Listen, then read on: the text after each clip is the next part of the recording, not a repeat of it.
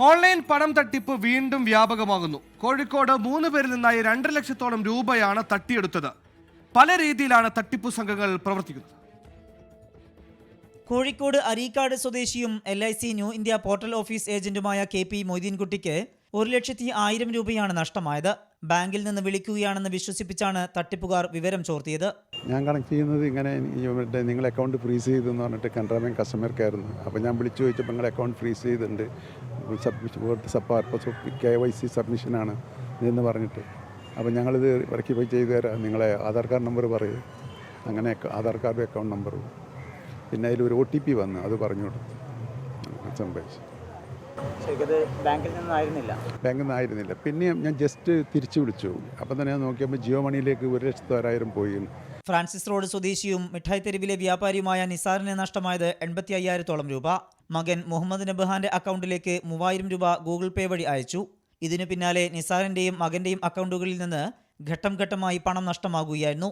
എങ്ങനെയാണ് പണം നഷ്ടമാകുന്നതെന്ന് വ്യക്തമല്ല. 3 ദിവസമായിട്ട് അത് പോകുന്നത്. ഫസ്റ്റ് ദിവസം 200 രൂപ, രണ്ടാമത്തെ ദിവസം 400 രൂപ, മൂന്നാമത്തെ ദിവസം കൂടുതലായിട്ട് ഒരു മണിക്കൂറിൻ്റെ ഉള്ളിലാണ് ഇത്രയും വലിയ സംഖ്യ ആയിട്ട് പോകുന്നത്. 85,000 രൂപ പോയി. ബാങ്കിൽ പോയി അന്വേഷിച്ച് ബോംബെയിലെ നരിമാൻ പോയിന്റിലെ ഇൻഡിഗോ എന്ന ബാങ്കിലേക്കാണ് ഇത് പോയതെന്നുള്ള ഡീറ്റെയിൽസ് തന്നവർ. അവർ കണ്ടെത്തണമെങ്കിൽ കുറച്ച് ബുദ്ധിമുട്ടുണ്ട്. അവിടെ കച്ചറ ടീമായിരിക്കാൻ സാധ്യതയുണ്ട്. അതുകൊണ്ട് ഈ അഡ്രസ്സ് കുറച്ച് ബുദ്ധിമുട്ടുള്ള സംഗതിയാണ്, പെട്ടെന്ന് അങ്ങോട്ട് ആകാൻ സാധ്യതയില്ല എന്നും പറഞ്ഞു.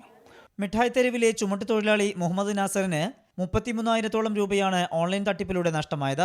അങ്ങനെ 32,999 രൂപ 24-ാം തീയതിയും 23-ാം തീയതി 1 രൂപയും. ആ 1 രൂപ അതേ അക്കൗണ്ടിലേക്കാണ് പോയത്.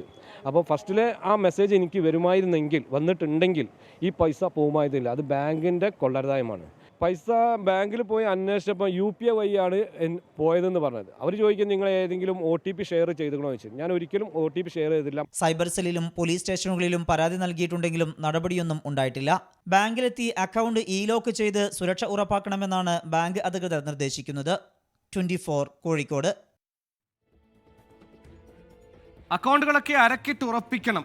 ഡിജിറ്റൽ പോക്കറ്റും സേഫ് അല്ലേ എന്ന ചോദ്യം ഉയരുകയാണ്.